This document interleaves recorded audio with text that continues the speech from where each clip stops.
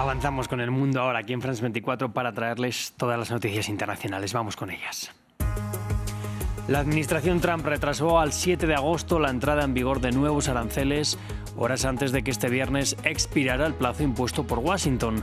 Además, Trump aumentó las tarifas para países como Canadá, Suiza o Sudáfrica. Brasil tendrá el arancel mayor con el 50%. Y Donald Trump ordenó también el despliegue de 2 submarinos nucleares, ante las que considera unas palabras provocadoras del expresidente ruso Dmitry Medvedev. Este habló de un posible enfrentamiento entre ambos países, esto a 7 días del ultimátum dado a Moscú para alcanzar un alto el fuego en Ucrania. Y en El Salvador, la Asamblea Legislativa, dominada por el oficialista Partido Nuevas Ideas del mandatario Nayib Bukele, avaló la reelección presidencial indefinida. Con la reforma de la Constitución se eliminó también la segunda vuelta electoral y se alarga el periodo presidencial a 6 años. Analizamos.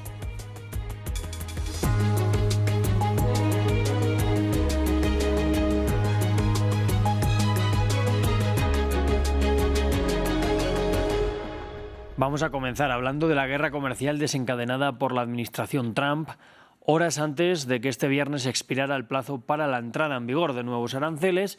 La Casa Blanca retrasó la fecha límite al 7 de agosto. El presidente Donald Trump modificó las tasas arancelarias de 92 países con gravamen del 15 al 41%, mientras que impone un 10% para el resto del mundo. Canadá, Suiza o Sudáfrica son algunos de los más afectados y aseguran que esperan negociar a la baja. Brasil será el más afectado, con tarifas de hasta el 50%.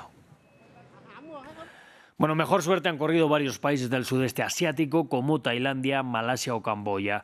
Desde allí aplaudieron la rebaja de aranceles para ellos con una tarifa del 19%. Nos lo cuenta Lea Eurel.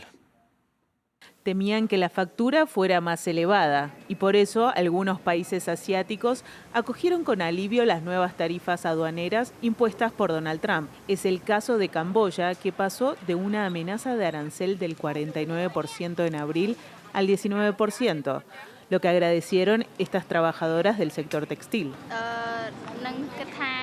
Me alegro de que Estados Unidos haya reducido los aranceles al 19%. Esto permitirá que el país se desarrolle, atraiga a más inversores y cree puestos de trabajo.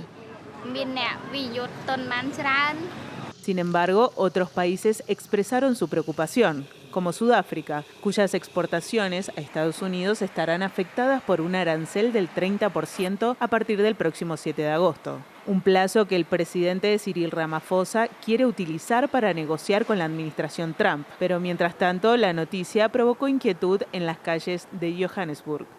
El 30% es una cifra drástica. Muchas personas van a perder sus puestos de trabajo. El gobierno ya está teniendo dificultades para crear más empleo. Los empresarios tendrán que encontrar la manera de reactivar la economía, pero al final muchas personas saldrán perdiendo. Del lado de Suiza domina la incomprensión frente al anuncio de un arancel del 39%. Supera el 31% propuesto inicialmente en abril y representa más del doble del 15% que se aplicará a la mayoría de los productos de la Unión Europea. Realmente ha sido un shock para nosotros y lo es también para nuestra industria exportadora y para todo el país. Estamos realmente atónitos. Los aranceles no se basan en ningún fundamento racional, son arbitrarios y es imposible explicar qué significan y por qué se ha tomado esta decisión. Sin embargo, Brasil sigue siendo el país que podría ser el más castigado por Donald Trump, con un gravamen que podría alcanzar el 50% el próximo jueves. También este viernes Donald Trump ha ordenado el despliegue de 2 submarinos nucleares. Lo hace, dice, en respuesta a las palabras del expresidente ruso y actual vicepresidente del Consejo de Seguridad de ese país, Dmitry Medvedev, sobre un posible conflicto entre ambos países. Palabras que Trump considera una provocación. Ante las provocadoras declaraciones del expresidente ruso Dmitry Medvedev, actual presidente del Consejo de Seguridad de la Federación Rusa, he ordenado el despliegue de 2 submarinos nucleares en las regiones correspondientes, por si acaso estas declaraciones insensatas e incendiarias fueran más allá. Bueno, este movimiento llega además cuando tan solo faltan 7 días para el vencimiento del ultimátum que Estados Unidos le ha dado a Rusia para lograr un alto el fuego en Ucrania. Este viernes el presidente ruso Vladimir Putin ha hablado sobre las negociaciones y el avance de sus tropas en Ucrania, aunque no se refirió explícitamente al plazo de Estados Unidos. Nos lo cuenta Samuel Salgado Castro. Dos grandes aliados se reúnen en el monasterio ortodoxo de Valaam, en Rusia. El presidente Vladimir Putin y su homólogo bielorruso Alexander Lukashenko discutieron sobre la guerra en Ucrania luego de rendir tributos religiosos. Putin afirma que el impulso de la guerra está a su favor, por lo que no hay cambio en su postura ni en sus condiciones para una tregua, a pesar de la inminente fecha límite que planteó Estados Unidos para imponer sanciones económicas a Rusia si no consigue un alto el fuego. En cuanto a cualquier decepción, todas surgen de expectativas infladas. Esta es una regla general bien conocida. Pero para resolver el asunto pacíficamente es necesario mantener conversaciones profundas, no en público, y esto debe hacerse con calma, en el silencio del proceso de negociación. Una respuesta implícita al presidente estadounidense Donald Trump, quien dijo estar decepcionado con el reciente actuar de Putin en Ucrania. Rusia utilizó más de 3.800 drones y casi 260 misiles en sus ataques contra Ucrania en julio, según el presidente ucraniano Volodymyr Zelensky. Un recrudecimiento de la guerra que el jueves dejó más de 30 muertos. Este viernes en Kiev rezan por sus muertos en medio de la frustración por el congelamiento de las negociaciones de paz.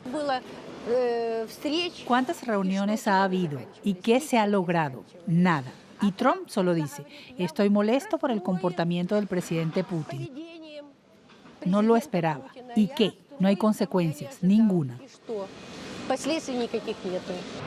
Zelensky ha pedido a Putin que se reúna directamente con él para conversar. Sin embargo, el presidente ucraniano sugirió el jueves a sus aliados internacionales que deberían procurar un cambio de régimen en Rusia. Vamos ahora al sudeste asiático. Este viernes Tailandia liberó a 2 soldados camboyanos que habían sido capturados en los últimos días por el ejército tailandés. Esto después de que estas dos naciones pactaran un cese al fuego que puso fin a las hostilidades que habían estallado hace unos días. Delegaciones de ambos países visitaron sus respectivas zonas fronterizas junto a delegaciones internacionales. Nos lo cuenta Hugo Caro Jiménez. A pesar de la calma, la tensión persiste entre Camboya y Tailandia. Este viernes, Bangkok devolvió a 2 soldados camboyanos a su país natal, luego de que fueran capturados por el ejército tailandés. En paralelo, el ejército de ese país llevó una delegación internacional de militares y embajadores a una de las provincias afectadas por el cruce de enfrentamientos. Las consecuencias de los ataques de las fuerzas camboyanas, lamentablemente muy lamentables, incluyen objetivos civiles. Esto es uno de los lugares donde varios ciudadanos tailandeses perdieron la vida y por eso debemos defendernos y hacer todo lo posible para evitar enfrentamientos. Por su parte, el portavoz del ejército cuestionó la posición camboyana. Intentamos mostrar la verdad de lo que sucedió para que la comunidad internacional la conozca, ya que Camboya también ha intentado comunicarse. Sin embargo, no son confiables porque carecen de hechos como nosotros. Pero esa no fue la única visita que tuvo lugar este viernes. Del otro lado de la frontera, Camboya llevó a cabo una iniciativa similar. El ministro de Asuntos Exteriores camboyano visitó, junto con un grupo de 15 diplomáticos extranjeros, los lugares destruidos en su zona de la frontera. La firma de un alto el fuego puso fin a 5 días de combates entre estas dos naciones vecinas por una disputa territorial. La tensión, que estalló la semana pasada, cobró la vida de más de 40 personas y dejó a más de 300.000 desplazados. Vamos ahora a El Salvador, porque allí la Asamblea Legislativa, dominada por el oficialista partido Nuevas Ideas, aprobó el jueves la reelección presidencial indefinida. Asimismo, eliminó la segunda vuelta electoral y alarga el periodo presidencial a 6 años. Elegido en 2019 y reelegido en 2024, el presidente Nayib Bukele ha adquirido una enorme popularidad con su guerra contra las pandillas, pero con fuertes acusaciones de una deriva autoritaria. Para analizar estos cambios, hoy vamos a hablar con Óscar Martínez, él es jefe de redacción del periódico El Faro. Óscar, gracias por estar aquí hoy con nosotros en France 24. Ustedes vienen desde hace tiempo denunciando esa deriva autoritaria de Bukele. ¿Esperaban este cambio constitucional? Sí esperábamos que Bukele hiciera lo que ha hecho. Es decir, Bukele sabe jugar con el timing.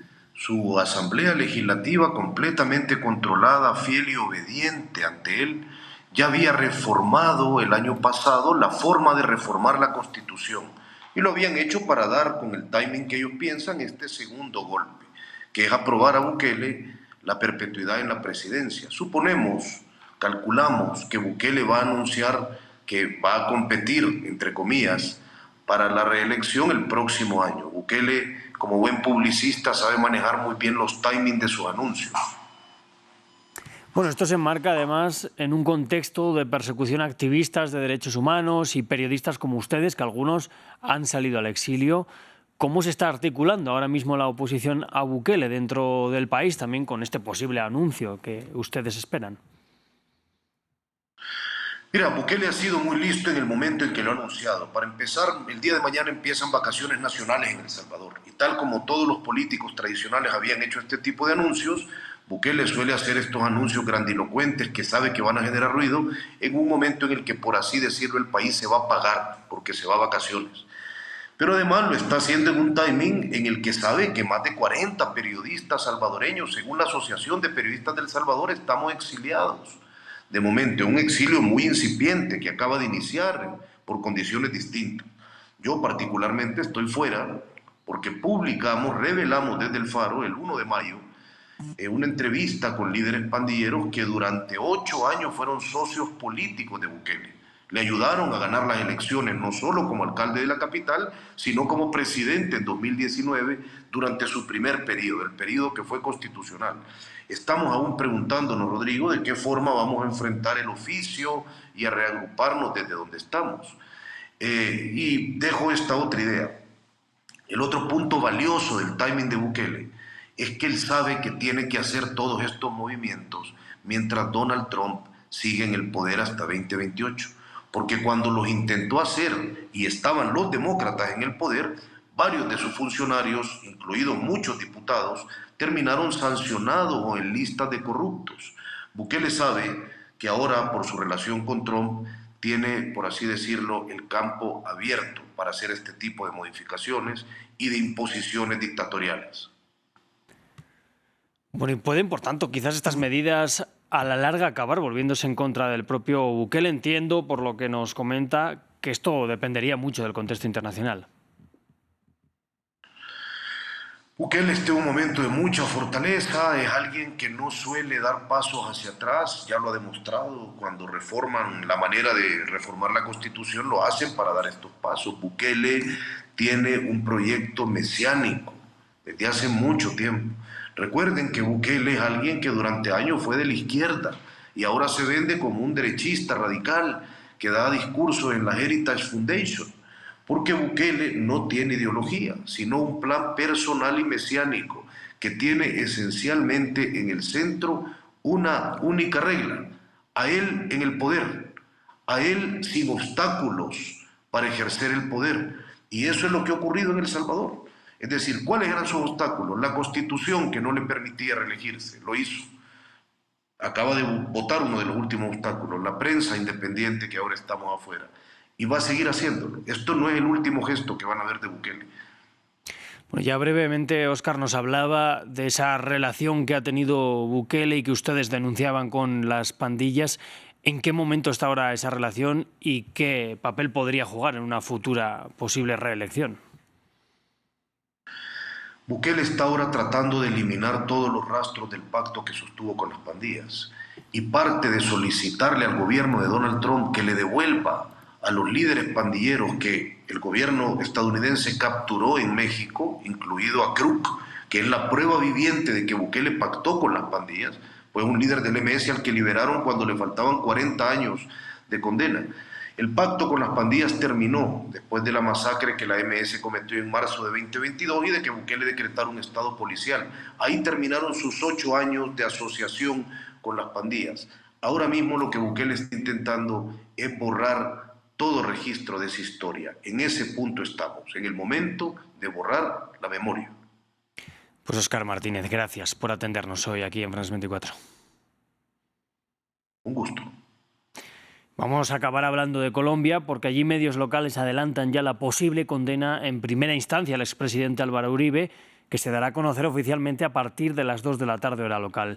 Estos medios señalan que de la sentencia de 1.114 páginas se derivará una condena de 12 años de prisión domiciliaria y el pago de una multa de algo más de 3.444 millones de pesos colombianos. Esto equivaldría a unos $840.000. Recordemos que la justicia ha declarado a Uribe culpable en primera instancia de soborno a testigos y fraude procesal. De esta forma nos despedimos. Gracias por elegirnos.